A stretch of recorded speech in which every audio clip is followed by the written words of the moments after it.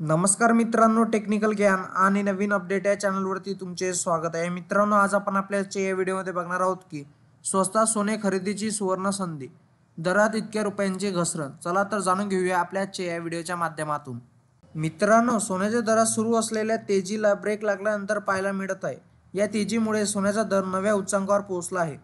पण आज 23 फेब्रुवारी रोजी सोन्याच्या दरात किंचित घसरण झाली आहे. जाणून घ्या मुंबई, ठाणे, नागपूर, नाशिक, सोलापूर, कोल्हापूर, पुणे, सांगली, सातारा, छत्रपती संभाजीनगरमधील सोन्याचा आजचा भाव काय असेल.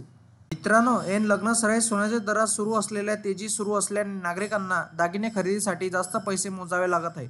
मात्र आज 23 फेब्रुवारी रोजी सोन्याच्या दरवाढीला ब्रेक लागला असून दरात घसरण झाली आहे. यामुळे आता नागरिकांना स्वस्तात सोने खरेदीची संधी उपलब्ध झाली आहे.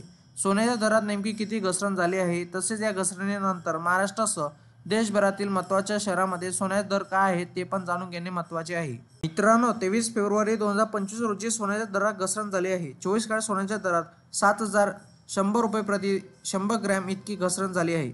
यामुळे 100 ग्रॅम 24 कॅरेट सोन्याचा दर 8,73,800 रुपयावरून 8,66,700 रुपये इतका झाला. तर 10 ग्रॅम 24 कॅरेट सोन्याच्या दरात 710 रुपयांची घसरण झाली आहे. यामुळे हा दर 87,380 रुपयावरून 86,670 रुपये प्रति 10 ग्रॅम इतका झाला आहे.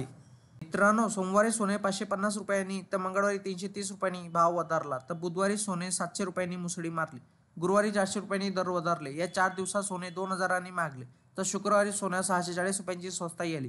गोल्ड रेटनुसार आता 22 कॅरेट सोने 80,300 रुपये प्रति 10 ग्रॅम, तर 24 कॅरेट सोन्याचा भाव 87,550 रुपये प्रति 10 ग्रॅम आहे.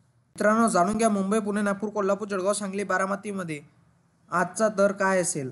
तर आज 22 कॅरेट सोन्याचा दर हा 80,530 रुपये चालू आहे. तर 24 कॅरेट सोन्याचा दर हा 88,840 रुपये इतका आहे.